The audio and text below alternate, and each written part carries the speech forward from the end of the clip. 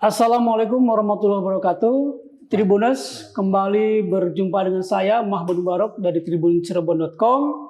Kali ini saya akan berbincang-bincang dengan narasumber yang istimewa, Bapak Muhammad Dzahrudin SPD MPD, Ketua Bawaslu, Badan Pengawas Pemilu Kota Cirebon. Tentu kita tahu saat ini sudah berlangsung persiapan, kemudian tahapan-tahapan pemilu, dan tentu dalamnya akan juga ada peran dari Bawaslu untuk mengawasi jalannya pemilu yang jujur dan adil. Baik, kita akan berbincang lebih dalam lagi dengan Bapak Dzahrudin. Selamat siang, Pak Dzahrudin. Selamat siang, Kang Mahmud. Sehat ya? Sehat, alhamdulillah. Siap. Alhamdulillah. Tahapan pemilu ini sudah memasuki salah satu tahapan krusial, pendaftaran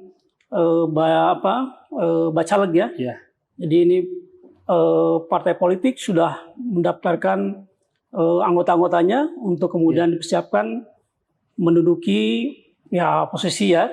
Ya. Entah itu di DPR RI, di DPRD provinsi, kemudian juga di kota kabupaten. Bagaimana kemudian peran Bawaslu dalam tahapan sekarang ini? Siap. Oke, Kang Mahmud. Jadi kami Bawaslu Kota Cirebon sesuai dengan amanat Undang-Undang Pemilu Nomor 7 Tahun 2017, kami bertugas itu mengawal jalannya pemilu ini. Pertama, kami melakukan pengawasan di setiap tahapannya, di mana sekarang tahapan yang sedang berjalan itu ada 2 tahapan. Yang pertama itu adalah tahapan pendaftaran tadi bacalek untuk DPR RI, DPRD provinsi, DPRD kabupaten kota, dan juga DPD RI ya. DPD betul. Nah, kemudian tahapan yang bersamaan juga adalah tahapan pemutakhiran data pemilih, di mana kemarin itu baru tahapan DPS HP, daftar pemilih sementara hasil perbaikan, yang itu akan diprogres juga ke depannya itu sampai dengan menjadi DPT atau daftar pemilih tetap. Nah, itu barangkali untuk tahapan yang sedang berjalan. Dan kami dari Bawaslu Kota Cirebon mengawal jalannya dalam waktu yang bersamaan ini DPT yang harus presisi gitu ya. Karena dari pengalaman pemilu sebelumnya, Kang Mahmud, itu pernah di Kota Cirebon itu ada WNA yang masuk dalam DPT. Oh. Kok kenapa bisa terjadi itu WNA? Itu di pemilu 2019 itu ada. Dan juga sebaliknya ada orang yang dia WNI tapi dia sudah pindah kewarganegaraan. Dia menikah dengan orang Singapura dan tapi masih tercatat. Nah, alhamdulillah di pemilu 2019 itu kita bisa menyisir orang-orang yang sekiranya tidak berhak masuk dalam DPT ya. Karena di dalam Undang-Undang Pemilu itu orang yang memiliki hak pilih itu dia harus wajib nomor 1 WNI. Bukan WNI maka dia tidak berhak gitu. Kemudian usianya 17 tahun atau sudah pernah kawin gitu ya. Kemudian dan dia terdaftar sebagai pemilih. Nah, maka di sini berarti dia harus memiliki KTP elektronik. Betul. Ya. Atau kalaupun dia sedang dalam proses pengurusan dokumen, minimal surat keterangan dari dinas terkait, dalam hal ini di Suksapil itu untuk tahapan di pemutakhiran data. Nah, kemudian yang sangat krusial juga tadi kata Kang Mahmud, di tahapan bacalek ini tentunya ini kan partai-partai, hampir seluruh partai di Kota Cirebon ada dari 18 partai politik itu semuanya mendaftarkan bacalek kecuali ada satu partai. Partai Garuda itu tidak mendaftarkan bacalek. Jadi hanya 17 betul ya? Hanya 17. Nah, dan dari 17 partai itu tidak semuanya juga full 35 bacalek. Ada yang 24 dan ada yang di bawah 35 gitu. Nah, yang terpenting di tahapan bacalek ini nanti tahapan vermin ya yang akan dilakukan oleh KPU itu harus adanya keterpenuhan syarat gitu ya bacalek sebagaimana diatur di pasal 240 Undang-Undang 717 tentang pemilu. Mengenai syarat-syarat, artinya itu harus terpenuhi gitu, dari mulai terutama syarat administratifnya ya, ijazah yang paling krusial biasanya itu ijazah minimal SMA. Nah, kemudian dia juga tidak pernah tersangkut pidana yang ancaman hukumannya lebih dari 5 tahun. 5 tahun, oke. Nah, kemudian kalaupun dia pernah terpidana, maka nanti di dalam ini dia harus memenuhi syarat, yakni mengumumkan secara terbuka di media massa Bahwa dirinya ya. bahwa dirinya pernah gitu. Nah, itu biasanya yang krusial, dan yang krusial lagi orang-orang yang wajib mundur ketika dia mendaftarkan diri sebagai bacalek. Gitu ya. Misalnya seperti pejabat di pemerintah, BUMN. Ya. Kalau di desa sih ya termasuk BPD itu kan wajib mundur, Wajib gitu mundur ya. ya. Tapi kalau di kota kan nggak ada BPD nih. Ya. Di, ASN itu dia wajib mundur. Nah, pihak-pihak tersebut itu mesti lengkap dokumennya. Ya. Artinya dia ada surat pengunduran diri yang sebagaimana diatur itu ya di pasal 240, surat pengunduran dirinya itu tidak bisa ditarik kembali. Jadi, dan itu nanti pada saat penetapan DCT atau daftar calon tetap, itu harus sudah ada putusan dari instansi yang berwenangnya gitu. Nah, misalnya kayak di Kota Cirebon sendiri, infonya Pak Wali Kota Cirebon itu kan mendaftar sebagai bacalek di DPR RI ya. Nah, maka yang bersangkutan mesti mengundurkan diri. Hanya memang dokumennya nggak di sini karena beliau mendaftarnya DPR RI, ada di KPU RI ya. Nah, itu sebagai contoh. Dan yang potensi tadi berkaitan dengan topik kita, berkaitan dengan potensi pelanggaran gitu, Kak Mahmud, itu diantaranya ya pelanggaran administratif itu potensial. Artinya di momen ini ya, di tahapan sekarang momen ini ya. tahapan pendaftaran bacalek ini potensial. Dan pengalaman kami juga di pemilu 2019, kami menyelesaikan ada satu pelanggaran administratif. Artinya ada caleg yang ternyata dia seorang kepala desa di daerah lain. Ada itu, dan kami proses gitu ya, karena diatur di Perbawaslu 8 tentang penanganan pelanggaran administratif. Penemunya kami, maka untuk kami laporkan ke Bawaslu Provinsi dan disidangkan, dan akhirnya si caleg yang sebagai kubu tersebut ditetapkan, artinya dicoret gitu, dan KPU menjalankan. Itu dibatalkan ya. Dibatalkan. Dan sebaliknya di pemilu 2019 itu kami Bawaslu Kota Cirebon juga menyelesaikan satu penyelesaian sengketa. Jadi ada caleg yang setelah di DCS dia muncul, kemudian di DCT daftar calon tetap dia hilang. Nah, karena ada persoalan persyaratan katanya.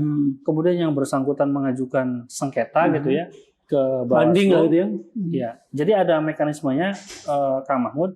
Jadi kami ini selain satu melakukan pengawasan, yang kedua melakukan penindakan kalau ada pelanggaran, dan juga menyelesaikan sengketa. Sengketa itu antara peserta pemilu dengan KPU.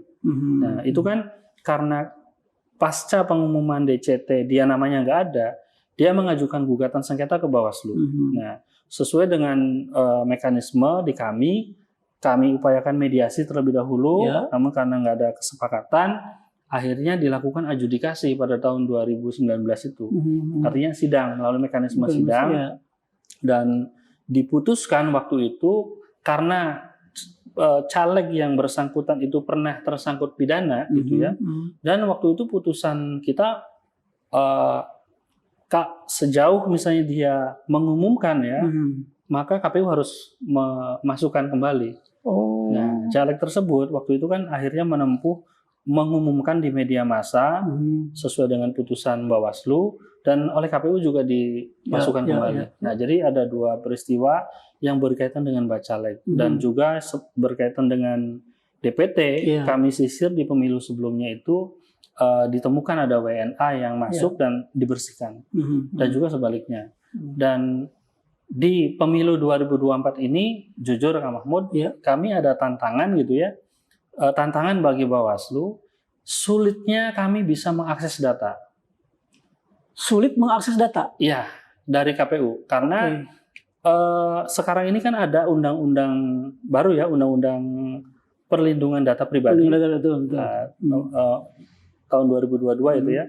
Nah, dengan dasar itu, terkait dengan daftar pemilih, itu kita tidak bisa mengakses NIK. Oh. Tidak bisa gitu. Nah, sehingga jujur ya, untuk menyisir itu tidak seperti di 2019. Kami lebih sulit dan menjadi tantangan memang gitu ya. Walaupun KPU juga akhirnya menyampaikan daftar pemilih sementaranya, tapi kan tidak ada NIK-nya. NIK-nya kosong ya. Ya, walaupun di undang-undang diatur bahwa elemen data itu ya harus ada nama, NIK gitu kan, dan tanggal lahir gitu ya, sehingga kita bisa cross check. Nah, kemudian yang berikutnya, ini di pendaftaran bacalek ini kami tidak bisa mengakses sistem pendaftaran calon atau silon KPU secara keseluruhan. Nah, ini juga menjadi salah satu kendala gitu ya. Padahal kami sangat berkepentingan itu mengetahui nama, kemudian NIK-nya, termasuk ijazahnya gitu ya, untuk mengecek benar nggak gitu, syarat-syaratnya gitu ya, keterpenuhannya. Itu juga menjadi kendala dan kami sudah menyampaikan surat saran perbaikan kepada KPU untuk kami diberikan akses membuka silon itu bisa membuka data-datanya. Tapi sampai sekarang ya kami belum dapat jawaban dari KPU Kota Cirebon. Gitu, nah, kalau kemudian tidak ada jawaban dari KPU, lalu apa yang harus dilakukan oleh Bawaslu untuk bisa menyisir silon ini? Untuk calon ya? Iya, untuk calon. Sementara ini kami pada saat caleg partai politik mendaftarkan ke KPU, kami juga kan melakukan pengawasan melekat di KPU ya, kami berada di KPU dan sementara ini kami potret juga, kami dokumentasikan daftar nama-nama caleg, kemudian ada fotonya, namanya gitu ya. Nah, ya sementara kita mungkin tracking dari data-data yang ada. Jadi agak manual juga gitu ya? Ya gitu, kondisinya seperti itu kamu. Jadi itu salah satu tantangan lah, yang luar biasa ya untuk kami Bawaslu gitu. Sulitnya mendapatkan akses data gitu ya, informasi yang lebih komprehensif gitu. Kalau dulu kan kita bisa, termasuk tadi tuh misalnya daftar WNA. Nah sekarang pun untuk data WNA kita nggak bisa juga ke Disdukcapil sekarang, harus ke Dirjen, harus ke atas berarti langsung. Nah ini barangkali sebagai kondisi yang ada sekarang ya. Namun demikian kami upayakan untuk mencegah terjadinya potensi-potensi pelanggaran ke depan, kami kuatkan di pencegahan, Di pencegahannya. Iya. Nah, kalau kemudian ya kan kita tahu lah ya, ada kemudian orang-orang tertentu yang berupaya untuk kong-kali-kong lah gitu ya, membuat hal yang tersembunyi atau palsu. Lalu itu tidak terdeteksi oleh Bawaslu. Ya. Jadi sejauh misalnya sekarang ini kan diatur ya di dalam Perbawaslu 7 tentang mekanisme penanganan pelanggaran.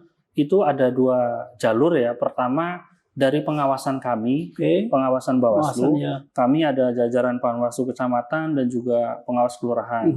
Nah, yang kedua itu melalui mekanisme laporan dari masyarakat. Jadi silakan masyarakat, dalam hal ini perlu ada partisipasi lebih nih dari masyarakat, akademisi, ormas, OKP gitu ya, aktivis perempuan, kalau termasuk kalangan disabilitas gitu ya, yang udah kami ajak kerjasama gitu ya. Kalau misalnya menemukan tadi gitu, misalnya ini orang nggak memenuhi syarat nih, misalnya dia pernah tersangkut pidana, mohon maaf, misalnya pedofil, wah itu nggak ada ampun, nggak bisa itu, ya nggak bisa. Artinya seseorang yang pernah tersangkut pidana pedofil, kemudian narkoba, itu nggak bisa. Artinya tidak ada toleransi, itu nggak bisa itu, jelas. Nah, adapun yang tersangkut pidana yang lain yang ancaman hukumannya di bawah 5 tahun, ya dia masih bisa sejauh dia memenuhi syarat tadi tuh. Dia mengumumkan secara terbuka bahwa dia pernah. Nah, ya termasuk hukum ya, kan bisa tuh ke media. Media bisa misalnya kan. Nah, seperti itu kan. Dan itu barangkali, dan pencegahan yang kami lakukan adalah kami mengajak peran aktif dari partisipasi masyarakat, berbagai elemen ya, ormas, OKP, NGO, pemantau pemilu gitu ya, sebagai pengawas partisipatif. Karena ada sosialisasi betul ada, kita sudah termasuk ke kalangan disabilitas. Karena kalangan disabilitas ini sangat rentan nih. Nah, kami udah 2 kali dengan mereka dan mereka memberi masukan ke kami agar KPU itu untuk di dapil-dapil, ini kan ada 5 dapil di Kota Cirebon. Bila perlu untuk kalangan disabilitas itu bisa disentralkan di setiap dapilnya itu di TPS khusus. Sehingga itu juga sebetulnya membantu KPU.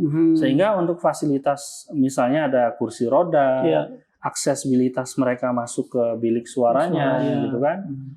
Dan jika memungkinkan misalnya termasuk alat peraga sosialisasi yang dipilih itu pakai braille-nya misalnya gitu ya. Kalau ada disediakan oleh KPU itu kan tidak terlalu banyak juga gitu. Nah, masukan dari teman-teman disabilitas itu agar mereka diberikan akses untuk mudah gitu, Kak Mahmud.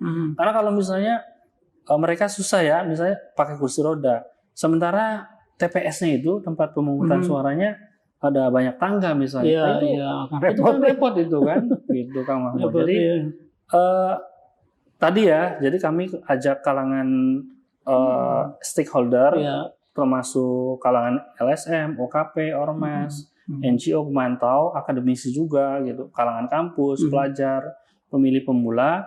Kami intensif itu bersurat kepada pihak terkait. Jadi kami ajak gitu ya bersama-sama, termasuk partai politik ini yang karena masa kampanye sekarang ini tidak seperti dulu Kak Mahmud. Kalau dulu kan pasca tahapan langsung kampanye sampai 7 bulan tuh. Nah, kalau sekarang ini kan kampanyenya nanti di November 2023. Ada jeda berapa bulan ya? Ada jeda gitu. Hanya 75 hari. Nah, justru sekarang ini panjangnya ini kan masa sosialisasi. Nah, ketika di masa sosialisasi di luar masa kampanye, maka kami Bawaslu itu belum bisa menindak misalnya orang-orang yang misalnya melakukan sosialisasi di media-media publik gitu ya, karena itu belum masuk masa kampanye. Padahal esensinya sama gitu ya, mungkin sama ya. Nah, tapi karena memang tahapannya itu belum masuk, ya ini menjadi ranahnya instansi yang lain terkait. Dalam hal ini ya, kalau di Kota Cirebon ada Perda Ketertiban Umum, gitu kan, ataupun mungkin misalnya Perwali gitu yang mengatur tentang misalnya pemasangan baliho, titiknya dan lain sebagainya gitu. Yang jelas kami berkoordinasi dan partai-partai politik itu udah kita kumpulkan termasuk LO-nya DPD itu untuk komitmen bersama, penandatanganan bersama untuk tertib gitu dalam sosialisasi, tertib gitu ya, agar satu yang terpenting lagi itu walaupun belum masuk masa kampanye tidak melakukan kegiatan politik di 3 tempat. Yang pertama di tempat ibadah, yang kedua di sarana pendidikan, dan yang ketiga di sarana pemerintah yang tidak disewakan. Tidak disewakan ya? Kalau yang disewakan ya mangga gitu. Karena itu kan bisa disewakan oleh semua pihak gitu, Kak Mahmud. Kalau kemudian mereka melanggar atau misalnya ada yang memakai 13 ini, apa yang bisa dilakukan oleh Bawaslu? Kalau untuk saat ini lagi-lagi Kak Mahmud, karena belum belum masuk masa kampanye, yang jelas kami sudah berkoordinasi dengan kepolisian. Setiap misalnya ada pihak-pihak yang akan menyelenggarakan kegiatan politik, itu kan masih ada pemberitahuan ke polisi. Karena mengumpulkan massa mengumpulkan massa. Dan sekarang intensif, kepolisian juga koordinasi dengan kita. Misalnya ini Bawaslu gimana? Akan ada kumpul-kumpul begini-begini, apakah itu melanggar atau tidak gitu misalnya. Misalnya ada yang kemarin misalnya mendaftar ya pakai kendaraan yang cukup banyak lah gitu ya. Ya sejauh mereka tidak melanggar undang-undang lalu lintas, tidak mengganggu ketertiban masyarakat, nah itu polisi yang berwenang itu. Seperti itu Kak Mahmud. Polisi atau satuan polisi Pamung Praja misalnya gitu ya. Termasuk Dinas Perhubungan. Jadi yang berwenang itu. Adapun ya kami tetap kayak di 3 tempat yang dilarang itu. Yang utama juga adalah menjaga netralitas ASN, TNI dan Polri. Nah ini juga di pemilu 2019 kami juga menangani pelanggaran netralitas ASN. Netralitas. Kang Mahmud. Jadi waktu itu terjadi ya ada keberpihakan ya. Ada waktu itu ada ASN yang satu ada mendukung capres A, Ya. satu lagi capres B gitu, dan sesuai dengan ketentuan di Undang-Undang Pemilu, karena itu melanggar perundang-undangan lainnya, Ya. kami rekomendasikan ke instansi terkait. Dalam hal ini ke KASN. Oh iya. Komite Aparatur Sipil Negara melalui Bawaslu Provinsi Jawa Barat. Gitu Kang Mahmud. Artinya yang bisa dilakukan oleh Bawaslu adalah membuat rekomendasi atau catatan mungkin ya, Iya. terkait dengan bentuk pelanggaran yang dilakukan oleh Yang pelanggaran di luar pelanggaran undang-undang pemilu. ya betul. Ya, betul. karena di dalam pemilu itu kan ada satu pelanggaran pidana pemilu, Ya. yang kedua pelanggaran administratif, dan yang ketiga pelanggaran kode etik. Itu di kalangan jajaran KPU dan Bawaslu. Ya. Nah, kalau misalnya sekarang ini kan sudah ada diatur di peraturan DKPP yang baru, untuk misalnya di kami ya ada Panwascam, PKD, Ya. mereka penanganan kode etiknya di kami dulu. Di Bawaslu Kota. Iya, ya, kota KPU ya. juga sama. Jadi kalau misalnya ada PPK, ada PPS, KPPS sampai ke bawahnya, itu kalau misalnya ada pelanggaran oleh KPU Kota. KPU-nya ya. Baru kalau misalnya di tingkat kami ya, tingkat kabupaten kota itu oleh DKPP gitu. Jadi itu begitu Kang Mahmud. Ya. Dan ya sampai sekarang kita terus gencar ke pencegahan gitu, supaya potensi pelanggaran itu bisa dicegah lah gitu. Ya kita berangkat dari pengalaman sebelum-sebelumnya gitu. Ya. Kalau melihat kasus tadi misalkan kan aturannya bahwa pejabat ya itu kan harus mengundurkan diri ketika dia mendaftar atau sudah ditetapkan. Jadi pada saat mendaftar, ya dia harus ada surat pengunduran dirinya, harus ada surat pengunduran dirinya. Oke.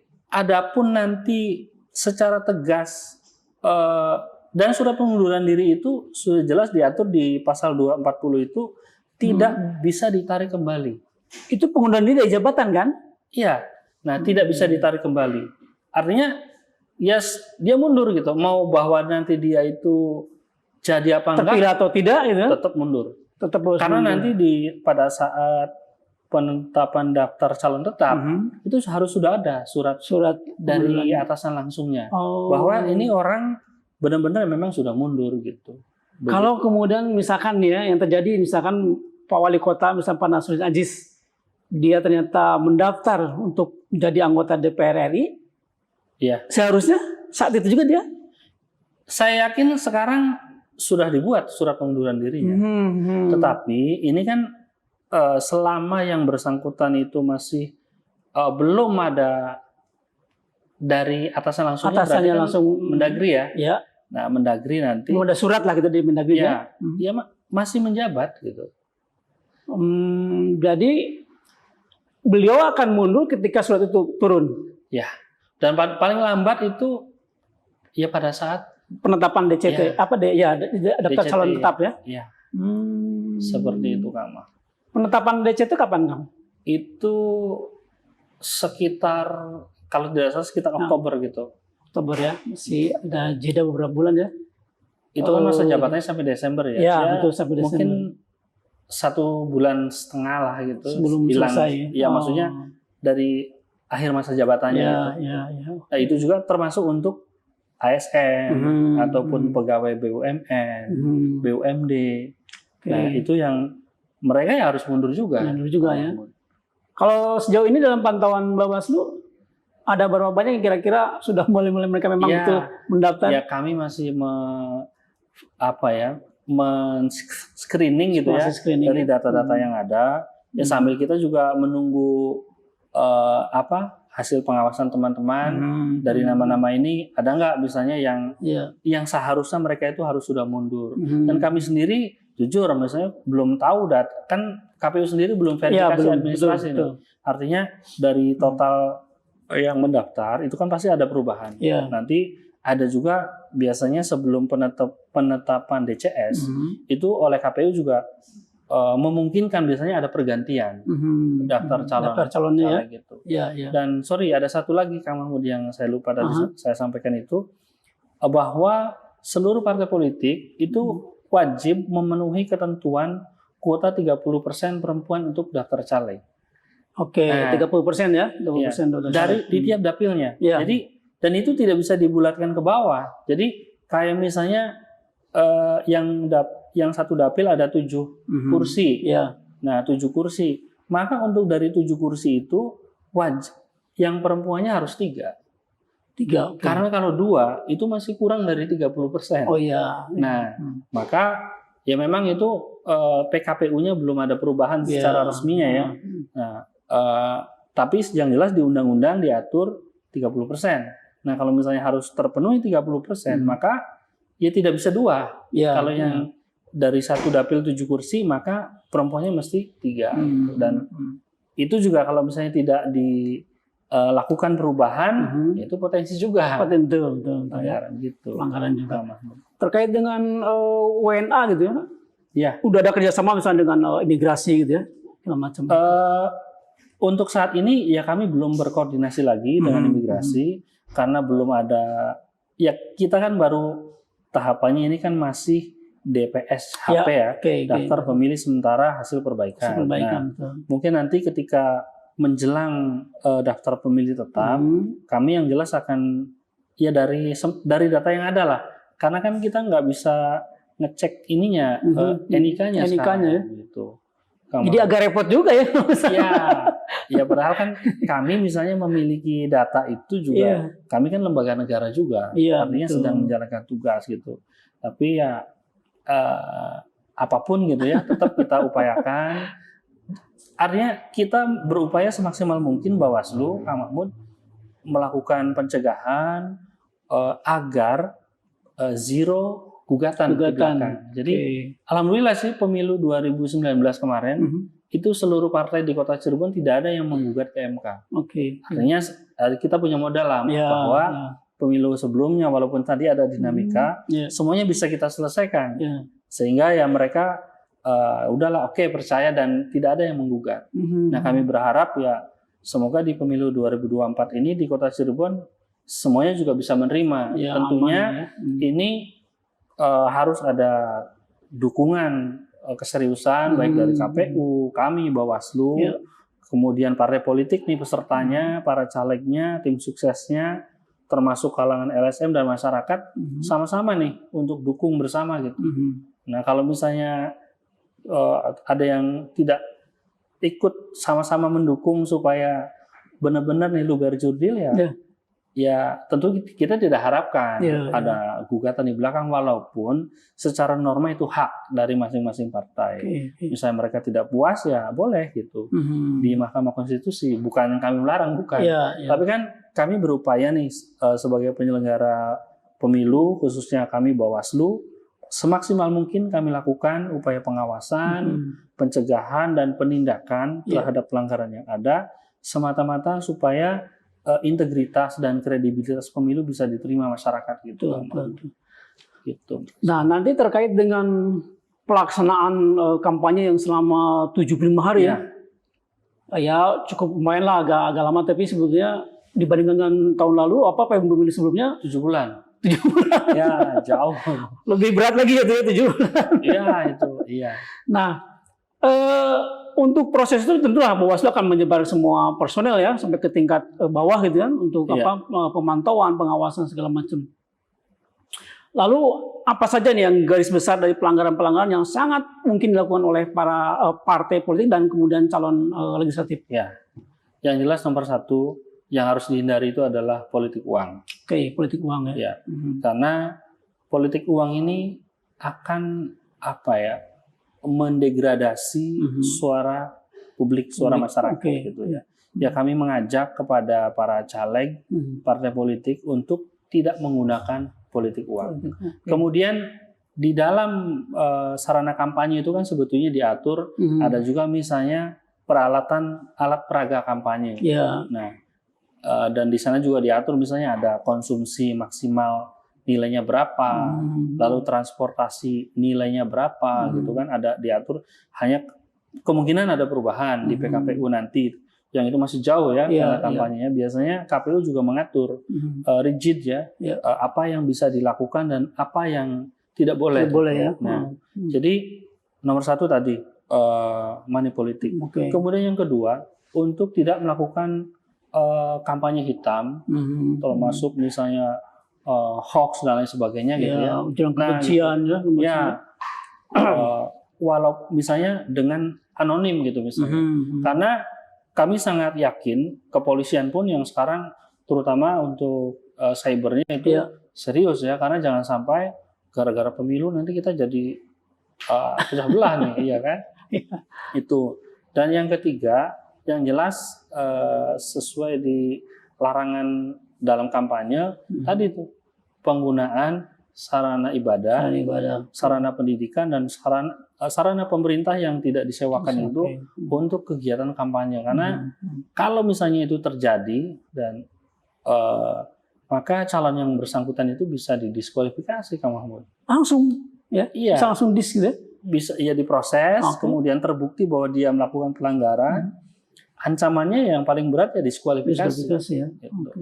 Sebagai calon itu yang paling berat sebenarnya.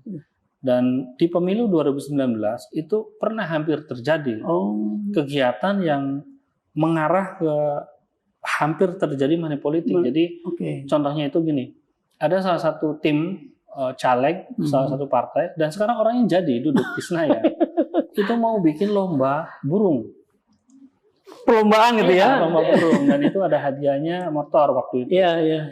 Nah untungnya seminggu sebelum ya, bahkan lebih seminggu setengah sebelum itu tim kami dapat informasi itu dan kita cari, kan ada flyernya ya. Kita hubungi timnya bahwa kami surati bahwa kegiatan ini mengarah ke money politik kalau digelar. Kami sampaikan ancaman pidananya begini-begini gitu. Alhamdulillah langsung timnya datang waktu itu ke Bawaslu dan ya terima kasih malah gitu ya bahwa kami tidak tahu katanya. Tapi kan yang namanya undang-undang nggak mau tahu. Betul. Ya kan? Selama undang-undang itu sudah diundangkan, maka masyarakat, publik, tim sukses dianggap dia sudah paham gitu. Nah, makanya ya alhamdulillah itu bisa dicegah dan akhirnya tidak jadi digelar gitu ya. Kegiatan itu yang ada hadiah motor itu. Nah, akhirnya ya clear artinya dari makanya kita juga mengimbau sekarang ke partai politik kalau mereka ingin mengadakan kegiatan terutama di masa kampanye itu mereka bersurat dulu ke kami paling lambat seminggu sebelum karena kan nanti kami bisa kaji gitu ya, bisa kaji ini kegiatan potensi ada pelanggarannya nggak? Nah kalau misalnya terjadi potensi pelanggaran kita sampaikan. Jadi kita kan ada divisi hukumnya di sini yang melakukan kajian. Nah kalau misalnya ada potensi pelanggaran kita sampaikan. Nah itu kan bagian dari pencegahan. Nah kalau misalnya udah kita sampaikan ini nggak boleh loh, tapi dia tetap menggelar, maka penindakan. Mau tidak mau. Nah kalau tentunya ya kami tidak ingin ya. Nah tapi kalau misalnya itu terjadi, apalagi misalnya dilaporkan sama kubu lawannya ataupun oleh pemantau pemilu atau masyarakat. Kami tidak bisa untuk tidak menindaklanjuti. Karena sudah dalam proses masuk ya? Iya, wajib itu. Wajib kita tindak lanjuti. Gitu. Begitu, Kang Mahmud. Sekarang ini pasti yang jadi salah satu media untuk kemudian berkampanye itu adalah media sosial. Dan media sosial itu ya satu hal yang ya di awang-awang, lalu kemudian orang bisa bermain sedemikian rupa dengan menggunakan nama-nama palsu, anonim, segala macam. Ini bagaimana nih, Bawaslu? Menangani ini. Jadi ini tentang masalah ini diteliti juga oleh seorang akademisi dari Unpad, Ibu Mudyati. Kemudian itu juga diterbitkan di jurnal Bawaslu ya, tentang pengawasan kampanye di era digital. Nah, dalam kajiannya itu intinya kajian beliau bahwa ini perlu gerakan cepat dari aparat terkait, khususnya dalam hal ini kepolisian sama Menkominfo, yang memiliki kewenangan gitu ya, misalnya untuk men-take down akun yang memecah belah, kemudian men-take down ujaran kebencian. Artinya sebelum proses tindak lanjutnya itu ditangani, nah itu mesti dilakukan dengan cepat gitu. Nah termasuk tadi tuh misalnya ada konten-konten yang berupaya memecah belah dan lain sebagainya itu eh, Bawaslu yang jelas kami akan berkoordinasi dengan kepolisian, Iya. kemudian karena yang memiliki alat ya dan juga sumber daya manusia untuk menangani cyber ini kan kepolisian. Kepolisian.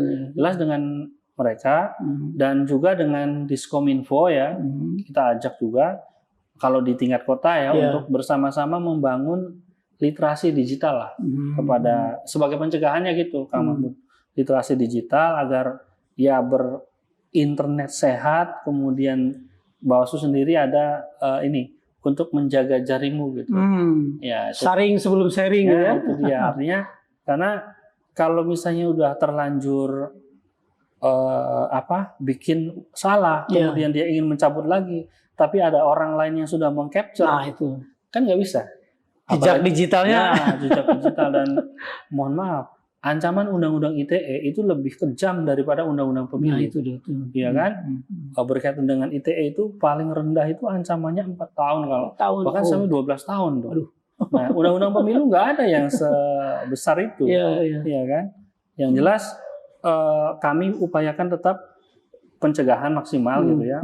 Sosialisasi ke terutama seluruh partai politik dan juga ke masyarakat agar tidak melakukan tindakan gitu ya media sosial untuk hal yang tidak baik gitu.